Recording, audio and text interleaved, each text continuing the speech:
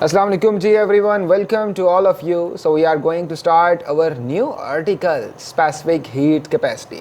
So बेटा इस topic को स्टार्ट करने से पहले एक लाइन जो शायद आपने अपने बड़ों से भी सुनी हो, वो कहते हैं कि जो सहरा में डेजर्ट्स वगैरह में जो रातें हैं बेटा वो ठंडी होती हैं और जो दिन है वो गर्म होते हैं।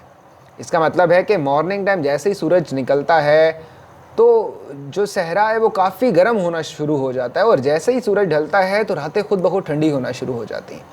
ऑलराइट, तो इसकी रीज़न क्या है, बेसिक रीज़न क्या है स्टूडेंट? इसकी जो रीज़न है वो हमारे आज के टॉपिक के साथ डायरेक्टली कनेक्टेड है, जिसको हम कह रहे हैं स्पेसिफिक हीट कैपेसिटी। सो बेटा उसको स्टार्ट करने से पहले हम एक एक्सपेरिमेंट करते हैं छोटा सा। उस एक्सपेरिमेंट ये है कि हम एक थर्मोमीटर को हैंग करते हैं वाटर के अंदर। हम किसी इमेजिन कर लेते हैं हम 25 सेंटीमीटर क्यूब या 25 ml का वाटर ले लेते हैं एक बीकर में, और उसी बीकर में सेम क्वांटिटी की हम एक सैंड ले लेते हैं और दोनों के नीचे बंसर बर्नर लगा के हम हर आफ्टर 5 मिनट्स या 2-3 मिनट्स बाद टेम्परेचर चेक करते हैं बेटा। सो अगर तो डिफरेंस आया तो इसका मतलब है कि कुछ गड़बड़ है, कुछ नया कॉन्सेप्ट हमें सीखने को मिलेगा। अगर कुछ डिफरेंस ना आया तो इसका मतलब है कि बस दोनों को हीट मिल रही है और हीट ने दोनों जो मटेरियल है वाटर और जो सैंड है उसको हीट अप कर दिया है। सो बेटा स्टार्ट करते हैं हम ये एक्सपेरिमेंट। तो ले जी, एक्सपेरिमेंट आपके सामने है। ये एक्सपेरिमेंट शुरू हो जाएगा खुद ही, थोड़ा सा वेट कीजिएगा। लेकिन अभी देख लें कि 3.5 मिनट गुजर गए और एक आपको टेम्परेचर डिफरेंसेस नज़र आ रहा है। जी बेटा, एक में सैंड ले लिया, एक में वाटर ले लिया, दोनों को हीट किया। आफ्टर 2 मिनट टेम्परेचर भागी जा रहा है सैंड में और वाटर में टेम्परेचर स्लोली राइज हो रहा है बेटा। इसका मतलब है कि जीता कौन है? जीता ये सैंड है और ऑब्वियसली हारा कौन है? वाटर हार गया बेटा। इसका मतलब है कि वाटर को ज़्यादा हीट चाहिए कितना टेम्परेचर करने के लिए, या ज़्यादा टाइम तक आपको हीट प्रोवाइड करनी पड़ेगी कितना टेम्परेचर करने के लिए? 55 डिग्री सेंटीग्रेड करने के लिए। लेकिन जो सैंड है उसमें तो कम टाइम में ये टेम्परेचर रीच कर गया। इसका मतलब है कुछ नया सीखना है हमें। सो बेटा यहीं से हम कॉन्सेप्ट बनाते हैं कि जो मटेरियल्स जिनको अगर हम हीट करें और उनका टेम्परेचर फ़ौरन से राइज कर जाए, ऐसे मटेरियल को हम कहते हैं this material is basically this material is having low heat capacity. ठीक हो गया? इसका मतलब है इसको कम हीट चाहिए टेम्परेचर को राइज करवाने के लिए। लेकिन अगर उसके मुकाबले में हम ऐसा मटेरियल देखें जिसको ज़्यादा हीट चाहिए टेम्परेचर इंक्रीज करवाने के लिए, तो ऐसे मटेरियल्स के लिए हम बोलते हैं this materials are having high heat capacity. ठीक हो गया बेटा? तो ये कॉन्सेप्ट आई होप सो कि आपके माइंड में बैठ गया होगा। इसको और आसान करते हैं, डेफिनेशन में बेटा बाद में आते हैं, पहले कुछ और चीज़ें समझ लेते हैं। जिसमें लिखा हुआ है, कहता है अगर 1 kg पैराफिन ली जाए और 1 kg वाटर लिया जाए। ठीक हो गया? पैराफिन ये ग्लू टाइप का मटेरियल होता है जो जोड़ने वगैरह के लिए काम आता है, स्टिकिंग के लिए काम आता है। और दोनों के मटेरियल, दोनों के जो मैसेज हैं बेटा वो कितने लें? 1 kg लें, ताकि ऐसा ना हो कि मैस डिफरेंस की वजह से एक जीत जाए एक हार जाए। अब जब दोनों को हम हीट करते हैं तो हम देखते हैं कि जो पैराफिन है बेटा, ये जो कैंडल की वो जो साइड में मटेरियल सा लगा होता है, ऐसे समझ लो। ठीक हो गया? वो जल्दी उसका टेम्परेचर इंक्रीज हो जाता है एज़ कम्पेयर टू वाटर। अब बात भी सही है कि वाटर को अगर हम कोई किसी बर्तन में डाल के चूल्हे के ऊपर रख दे बेटा, तो वो तो टाइम लेगा ना गर्म होने में, 5-10 मिनट ले ही जाता है पानी अगर गर्म आप कर रहे हैं तो। जबकि उसके मुकाबले में सैंड हो गई या पैराफिन मटेरियल हो गया बेटा, इनको तो कम हीट चाहिए टेम्परेचर राइज करने के लिए, बड़ी जल्दी गर्म हो जाते हैं। आप बेशक ट्राई करके देख लीजिएगा। इसका मतलब है अगर हम सिर्फ पैराफिन और सैंड और वाटर तक ना रहें, हम डिफरेंट और मटेरियल्स को एक्सप्लोर करें, तो हमें हर मटेरियल की जो हीट कैपेसिटी है बेटा वो हमें डिफरेंट नज़र आएगी। कुछ मटेरियल कम हीट देने से टेम्परेचर इनका इंक्रीज कर देगा, कुछ मटेरियल को ज़्यादा हीट देनी पड़ेगी टेम्परेचर को इंक्रीज कराने के लिए। ऑलराइट बेटा, सो अब डेफिनेशन बनाते हैं। याद रहे स्टूडेंट्स, इसके आपको पास पेपर में टॉपिक मिल जाएंगे हीट कैपेसिटी और लैटेंट हीट के भी, तो वो टॉपिक अब आपके सिलेबस में हिस्सा नहीं है। एक ही टॉपिक है जिसका नाम है बेटा स्पेसिफिक हीट कैपेसिटी, और इसकी डेफिनेशन पढ़ के याद कर लीजिएगा। अगर इस किस्म की आपको डाटा गिवन है तो फिर आपने ये क्वेश्चन ट्राई करने हैं पास्ट पेपर से। So we are going to start from the specific heat capacity, the amount of heat require. हम एक छोटा सा चैम्बर ले रहे हैं या एक बीकर ले रहे हैं बेटा, इसके अंदर हमने कोई वाटर फिल कर दिया, इमेजिन कर लो इस वाटर को कितनी हीट चाहिए, okay just wait, amount of heat require, इस वाटर को हीट चाहिए, अमाउंट ऑफ हीट रिक्वायर, कितनी हीट चाहिए ज़रा प्लीज़ ध्यान से देखिएगा, इसको मैं डेल्टा ई से रिप्रेजेंट करूँ या सिर्फ ई से रिप्रेजेंट करूँ, E stand for the amount of heat require to raise the temperature, आप हीट दे रहे हो ताकि अगर इसका टेम्परेचर बेटा कितना है 10 डिग्री सेंटीग्रेड है तो वो हम इंक्रीज कर दें, ठीक हो गया, हम हीट प्रोवाइड कर रहे हैं ताकि टेम्परेचर इंक्रीज हो of a particular substance 1 kg of a particular substance. इसका मतलब है इस टाइम जो क्वांटिटी ली हुई है बेटा इस वाटर की मैंने कितनी ली है 1 लीटर या 1 kg ली है, ठीक हो गया, एक सॉलिड मैस कर लो कुछ भी कर लो, बाय 1 डिग्री अब टेम्परेचर हमने कितना करना है 10 डिग्री से बेटा 11 डिग्री करना है, ये हमने मिनिमम रिक्वायरमेंट रख दी। So the amount of heat required to raise the temperature of 1 kg of a particular substance by 1 degree is measured by its specific heat capacity। तो ये हमें कौन बताएगा, ये हमें एक छोटा सा फार्मूला बताएगा जिसको हम जिसके अंदर एक C कांस्टेंट आएगा, जिसको बेटा हम नाम देंगे स्पेसिफिक हीट कैपेसिटी देंगे। ये मटेरियल क्या बताएगा, सॉरी ये C की वैल्यू क्या बताएगा, ये C की वैल्यू आपको ये बताएगा कि डिफरेंट मटेरियल्स को हीट कितनी चाहिए 1 डिग्री टेम्परेचर इंक्रीज करने के लिए जब उनका मास 1 किलोग्राम हो। ये हमने आइडियल या एक रेफरेंस डेफिनेशन बना ली है, ठीक हो गया, ओके। तो इसकी डेफिनेशन हम ऐसे भी कर सकते हैं, the energy required per unit mass per unit temperature increase के टेम्परेचर, अगर हम 1 यूनिट मतलब सिंगल, सो 1 kg मास 1 डिग्री टेम्परेचर राइज करने के लिए जो टेम्परेचर जो हीट रिक्वायर्ड होगी बेटा उसको हम कहेंगे स्पेसिफिक हीट कैपेसिटी कहेंगे, कि इस मटेरियल को कितनी हीट चाहिए टेम्परेचर को राइज करने के लिए। जी बेटा, अगर मैं कहूँ ज़रा प्लीज़ ध्यान से देखिएगा, अगर मैं कहूँ कि एक ये मास है मेरे पास और एक ये मास है, बताइए कि किसकी स्पेसिफिक हीट कैपेसिटी ज़्यादा होगी। क्या मतलब निकला, मतलब किसको हीट चाहिए ज़्यादा क्या करने के लिए, टेम्परेचर को राइज करने के लिए। तो आप कहेंगे सर ऑब्वियसली जिसका मास ज़्यादा होता जा रहा है उसको हीट ज़्यादा चाहिए क्या करने के लिए, टेम्परेचर को राइज करने के लिए। सो मैं कह सकता हूँ बेटा कि जो एनर्जी है वो डायरेक्टली पोर्शन है किस चीज़ के, मास के डायरेक्टली पोर्शन है, ठीक हो गया। अब अगर मैं कहूँ कि मुझे एक चैम्बर का टेम्परेचर, एक चैम्बर में कोई आपके पास सॉलिड है उसका टेम्परेचर आपने 10 से 15 करना है, और एक आपके पास चैम्बर है उसका आपने 10 से बेटा करना है 30 करना है। सो बताओ किस में हीट ज़्यादा चाहिए होगी, तो ऑब्वियसली आप कहेंगे सर जिसका टेम्परेचर 30 डिग्री सेंटीग्रेड बनाना है ना उसको ज़्यादा हीट चाहिए। तो मैं कह सकता हूँ कि energy is directly proportional to change in temperature, ठीक हो गया। सो बेटा अगर मैं इन दोनों को कंबाइन कर लूँ तो ये मेरे पास बन जाएगा m डेल्टा t, और अगर प्रोपोर्शनैलिटी कांस्टेंट बेटा मैं हटा दूँ तो ये कांस्टेंट बन जाएगा E is equal to CM delta t बन जाएगा। याद रहे टेम्परेचर बेटा ये डिग्री सेंटीग्रेड में भी हो सकता है, ये केल्विन में भी हो सकता है, it could be in degree Celsius और केल्विन एज वेल। सो कहीं पे कंफ्यूज नहीं होना, आप डेफिनेशन इस तरह भी बना सकते हो, amount of heat required to raise the temperature of 1 kelvin of temperature of a mass having 1 kg of a 1 kg mass. Is it clear और नॉट, ठीक हो गया। तो टेम्परेचर डिग्री सेल्सियस में भी हो सकता है, केल्विन में भी हो सकता है, इससे फर्क नहीं पड़ेगा। एनर्जी किस पे डिपेंड कर रही है, मास पे डिपेंड, और किस पे डिपेंड कर रही है, चेंज इन टेम्परेचर पे डिपेंड कर रही है। सो अगर बेटा यहीं से मैं C की वैल्यू निकाल लूँ, ये बन जाएगी m delta t which is equal to C and this C is named as specific heat capacity। All right, ये बेटा जो C है ये एक दफ़ा मैं आपको दोबारा लिख देता हूँ, यहाँ लिख देता हूँ ऊपर, C का यूनिट क्या बनेगा ज़रा प्लीज़ ध्यान से देखिएगा। एनर्जी का यूनिट क्या होता है, जूल, मास का यूनिट क्या होता है, किलोग्राम, टेम्परेचर का यूनिट क्या होता है, डिग्री सेल्सियस कर लो या केल्विन कर लो, आपकी अपनी मर्ज़ी है।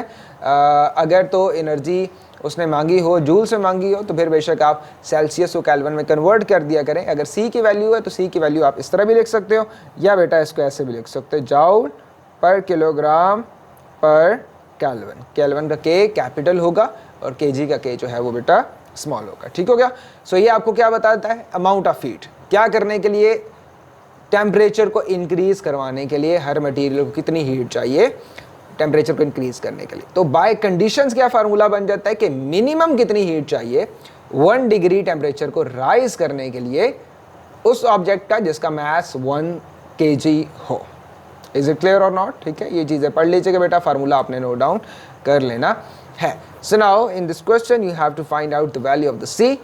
If 20,000 joule is supplied, mass बेटा दिया हुआ है, एनर्जी दी हुई है, and its temperature rises from 25. So T2 is 25 degree centigrade बेटा.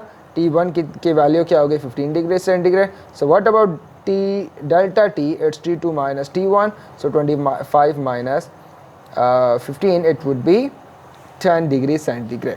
Calculate the specific heat capacity of the mass. तो ये बेटा आप इजीली फाइंड आउट कर लोगे तो आपके पास ये आंसर आ जाएगा. इसकी प्रैक्टिस कीजिएगा. ख़ासतौर पर अगर आप यहाँ देखो तो ये आपने इस केस में आपने एनर्जी फाइंड आउट करनी है. ठीक है, सो मास कितना है बेटा? 3 kg. सी की वैल्यू गिवन है, टेम्परेचर डेल्टा टी ही गिवन होगी. ठीक है, तो आप as it is value put करोगे. सो ये बेटा आंसर आ जाएगा. मेरे ख्याल से इसमें आपको कोई मुश्किल परेशानी नहीं होगी. सो अगर हम वाटर की कैलकुलेट करें तो आपको याद नहीं करनी, बस वैसे ही ज़हन में बिठा लें तो अच्छी बात है. सैंड और ऑयल की नहीं, सैंड और वाटर की. तो वाटर को बेटा कितनी हीट चाहिए? वाटर को चाहिए 4200 जाउल एनर्जी चाहिए 1 kg मास का 1 डिग्री टेम्परेचर या 1 केल्विन टेम्परेचर राइज करने के लिए. और सैंड को कितनी चाहिए? 800 चाहिए. इसीलिए जो सैंड है वो जल्दी गर्म हो गई थी एज़ कम्पेयर टू वाटर. अब याद रहे बेटा, जिसकी जितनी ज़्यादा हीट कैपेसिटी होती है वो ठंडा होने में भी उतनी ही देर लगाता है. इज इट क्लियर और नॉट? और सॉइल की चूँकि हीट कैपेसिटी कम है तो वो जल्दी गर्म होगी, जल्दी ठंडी होगी. जो देर से गर्म होगा वो देर से ठंडा होगा और देर तक वो हीट को इवॉल्व करता रहेगा, बाहर निकालता रहेगा. इज इट क्लियर और नॉट? सो ये क्वेश्चन जो लाइन्स अभी मैंने बोली हैं इनको एक दफ़ा दोबारा रिवाइंड कर लें, क्योंकि 2-3 पास पेपर P2 के क्वेश्चन इसी कॉन्सेप्ट से बेटा रिलेटेड थे. As the result the temperature of the sea rises and falls more slowly. So ये सारी बातें हैं बेटा. इसलिए हम वो जो वाटर है उसको कहाँ यूज़ करते हैं? कूलिंग इंजन्स के लिए यूज़ करते हैं, इंजन को कूल करने के लिए, और रेडिएटर्स वगैरह जो गाड़ियों में हम पानी डाल रहे होते हैं वहाँ पे यूज़ करते हैं. ओके हो गया? अब बेटा इसके कुछ और तरह के फार्मूलाज भी बन सकते हैं. मैं ये पहले फार्मूलाज आपको दिखा देता हूँ, फिर इंशाल्लाह हम बाकी डिस्कशन करते हैं.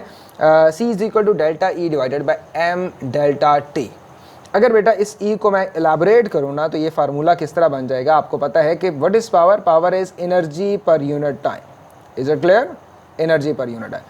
सो अगर मैं इस पावर को टाइम से मल्टीप्लाई कर दूँ बेटा तो ये किसका यूनिट बन जाएगा? एनर्जी का बन जाएगा. तो कभी आपको एनर्जी की फॉर्म में डाटा गिवन होगा, कभी आपको पावर की फॉर्म में डाटा गिवन होगा.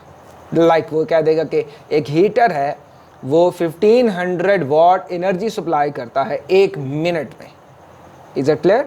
तो आप एज इट इज़ फिर पावर की वैल्यूज पुट करके अपने P4 के क्वेश्चंस को या P2 के क्वेश्चंस को आप आसान बना सकते हैं. ठीक हो गया? ऐसा भी हो सकता है कि वो कोई इलेक्ट्रिकल सर्किट हो जिसके अंदर वोल्ट मीटर भी लगा हो और मीटर भी लगा हो, तो आप फिर और आपको पावर ना गिवन हो, आपकी सिर्फ वोल्ट मीटर और एम मीटर की रीडिंग बताई गई हो, तो आप P is equal to VI करके बेटा यहाँ पे प्लेस कर दो ये वैल्यूज़, ये P की जगह.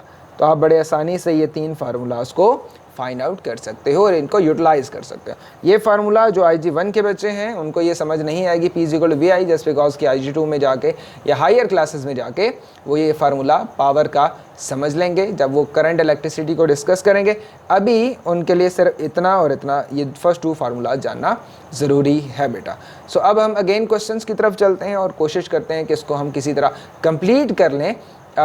इस केस में आपको अगर आप ध्यान से बेटा पढ़िए तो आपको क्या गिवन है? आपको पावर गिवन है. This is power. Is it clear? और एस्टिमेट द टाइम पूछा हुआ है बेटा और बाकी सारी वैल्यूज़ आपको दी हुई हैं. सो आप फार्मूला लगाओगे C is equal to P multiply T divided by MC delta T हो गया. All right. So MC okay मैं यहाँ पे पुट भी कर देता हूँ आपको 3 × 10⁻³ बेटा, और इसको मल्टीप्लाई क्या करना है? टाइम पहले फाइंड आउट करना है, तो टाइम को हम सब्जेक्ट बना लेते हैं, बाकी चीज़ों को इधर मल्टीप्लाई कर लेते हैं. आई गेस मैंने थोड़ा सा मिस्टेक की है मेरे ख्याल से. Is equal MC delta T, तो ये बन जाएगा C नहीं आएगा, M डेल्टा T आ जाएगा. इज इट क्लियर और नॉट? ओके ठीक है, ये छोटी सी मिस्टेक हुई थी मुझसे. तो बेटा अगर मैं इसको रीअरेंज करूँ तो ये बन जाएगा MC delta T divided by power is equal to 40 हो गया, ठीक हो गया बेटा। सो अब what is value of mass, it's 60, what is value of C, it's 4200। What about the temperature, temperature के दरमियान डिफरेंस 60 से 10 है, so it would be 60 minus 10, लिख लेते हैं ताकि बच्चों को समझने में परेशानी ना हो। एंड 3000 वाट, किलो वाट है बेटा, इसको कन्वर्ट कर लो।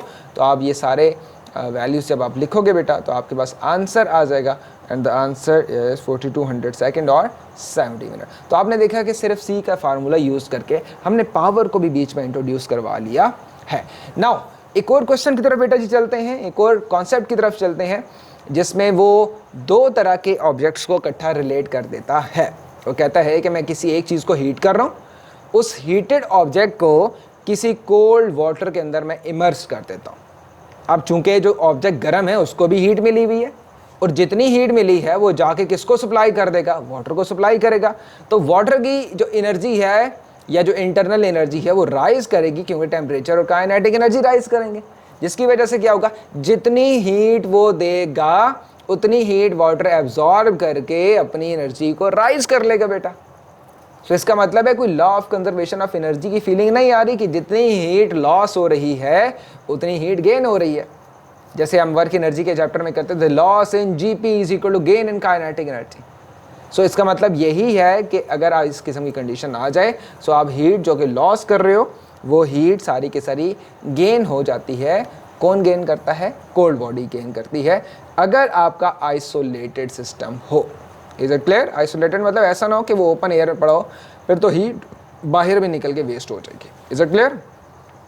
सो बेटा एक दफ़ा दोबारा देख लें। A piece of aluminium of mass 0.5 kg is heated to 10 degree centigrade. ये पहली स्टेटमेंट आपको बता दी गई है बेटा, जिसमें उसने एक पीस ऑफ एल्यूमिनियम को हीट किया है और मास उसकी वैल्यू गिवन है और टेम्परेचर भी गिवन है।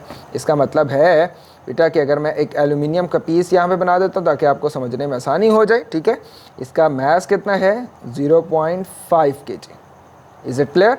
इसका टेम्परेचर कितना राइज किया है, इसका टेम्परेचर है बेटा, इसका टेम्परेचर है, अभी टेम्परेचर कितना है, 100 degree centigrade. Is it clear? Is placed in 0.4 kg water. ये जी हमने किसके अंदर रख दिया बेटा, वो इसको वाटर के अंदर रख दिया। ले वाटर हम ब्लू पेन से बना लेते हैं।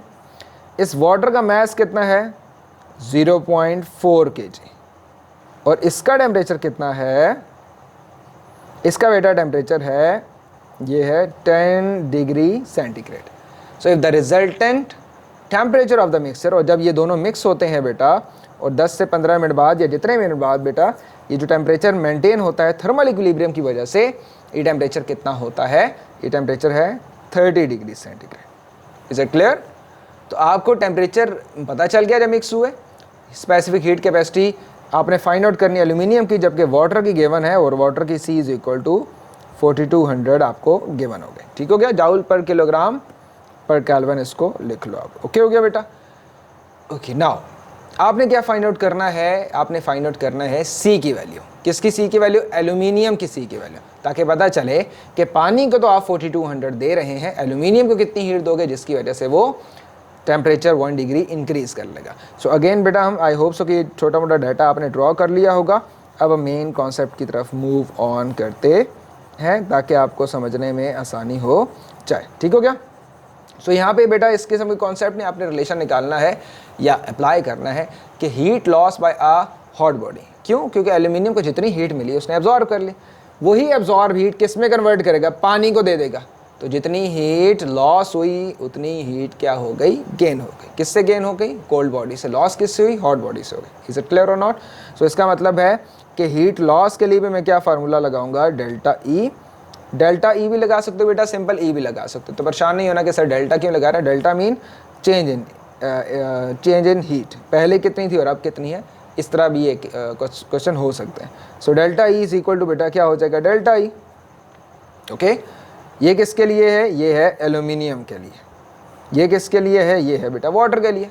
अब दोनों चूँकि सेम अमाउंट ऑफ हीट को ऐड और सब्ट्रैक्ट कर रहे हैं तो ये बेटा फार्मूला बन जाएगा MC डेल्टा T। ओके, मैं यहाँ पे नीचे लिख देता हूँ ये ब्रैकेट में डाल के, ये A फॉर एल्यूमिनियम और ये किसके लिए है, वाटर के लिए बेटा। ठीक है, मास की वैल्यू कितनी हो गई 0.5। What is the value of C नहीं मालूम, तो हमने फाइंड आउट करना है। What is the temperature, temperature बेटा इनिशियल टेम्परेचर है 100 डिग्री सेंटीग्रेड, ये लिखा है, और अब टेम्परेचर कितना हो गया 30 degree centigrade, so it will be 100 minus 30। जी ऑल क्लियर। मास कितना है बेटा, ये है mass 0.4 kg। What is the value of C, it's 4200 multiply, temperature कहाँ से शुरू हुआ था, वाटर की बात करो, 10 डिग्री से इंक्रीज हुआ था, ये लिखा है बेटा, वाटर के टेम्परेचर की बात कर रहे हैं। और गया किस पे, ये बेटा गया ये 30 पे गया। एल्यूमिनियम का 100 से किस पे आया 30 पे, इसका कहाँ गया 10 से कहाँ चला गया 30 पे चला गया। ओके सो ये क्या होगा, बड़े टेम्परेचर में से छोटे टेम्परेचर को हम माइनस कर देंगे। ये बेटा आप डिवीजन करोगे जैसे ये हुई हुई है, तो आपका आंसर आ जाएगा 960, आपका आंसर आ जाएगा। It's clear. अब ये भी देख लीजिएगा, 250 gram of cold water at 5 degree centigrade is added to a hot water. So बेटा ये मैं कोल्ड वाटर बना रहा हूँ, और इसका ब्लू पेन से मैं डाटा भी लिख दूंगा। ओके इसका मास कितना है 250 ग्राम। ओके 0.25 kg हो जाएगा। ओके इस at 5 degree centigrade, so temperature is 5 degree centigrade.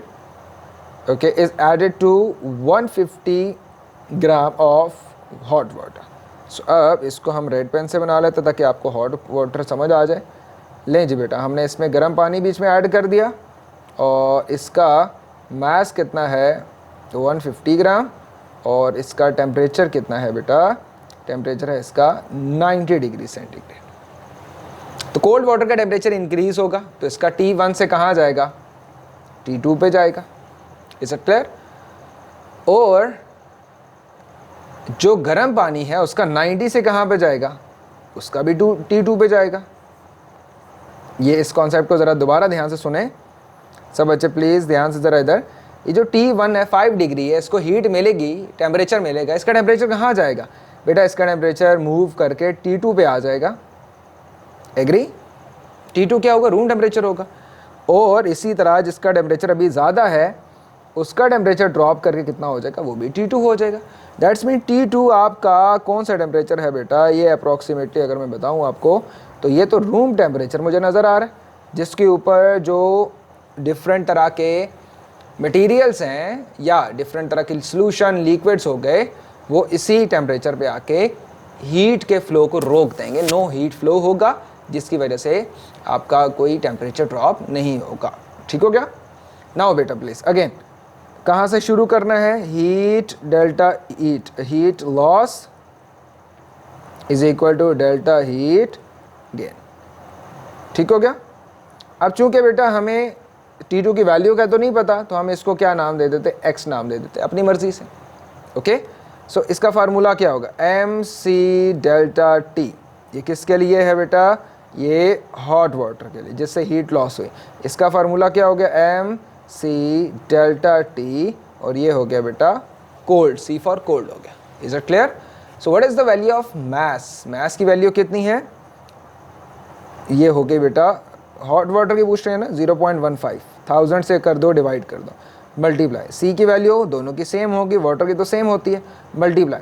Temperature बेटा कहाँ से कहाँ जाना है, हम हॉट वाटर का लिख रहे हैं ना, तो टेम्परेचर इसका ड्रॉप होगा 90 से रूम टेम्परेचर। सो आप लिख दोगे 90 माइनस एक्स। ऑल क्लियर बेटा, मेरे ख्याल से अब आपको समझ आ गई होगी। So what is value of m for the cold water, it's 0.25 kg। ठीक हो गया। 1000 से डिवाइड कर लीजिएगा बेटा, C की वैल्यू 4200 मल्टीप्लाई। टेम्परेचर कहाँ से कहाँ गया है ठंडे पानी का, ये बेटा गया x से कहाँ तक, बड़े में से छोटे टेम्परेचर को माइनस कर दो 5 degree centigrade. Is it clear और नॉट। सो बेटा इन दोनों को मल्टीप्लाई करो, इन दोनों को आपस में मल्टीप्लाई करो, और यहाँ से मैथमेटिक्स यूज़ करके x की वैल्यू निकालो, तो आपके पास x की वैल्यू आ जाएगी, कितनी आएगी बेटा, 37 डिग्री सेंटीग्रेड टेम्परेचर आ जाएगा। All clear. सो इसको ट्राई कीजिएगा, आई होप सो कि ये चीज़ें आपको समझ आ जाए। सो बेटा सारी चीज़ें मैंने इसकी करवा दी, लेकिन कुछ क्वेश्चन है जो कि आपने प्रैक्टिस करने हैं। आई होप सो कि आपको समझ आया होगा ये टॉपिक। पास्ट पेपर में ऐसे क्वेश्चन होते हैं इंपॉर्टेंट, ट्राई कीजिएगा। सो टेक केयर, अल्लाह हाफिज़।